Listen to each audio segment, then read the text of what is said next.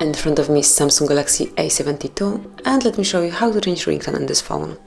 So at first, let's open list of all apps, go to the settings. Then I will just unmute my phone because, as you can see, it is muted.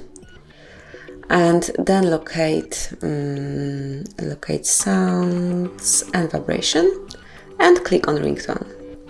And all you need to do is to click on some particular ringtone that you would like to apply. For example, this one. I'm not sure if you can hear it, so I will just volume it up a bit, then go back. And as you can see, from now on, this new ringtone is applied. So this is it, that will be all. Thank you for watching. Please subscribe our channel and leave the thumbs up.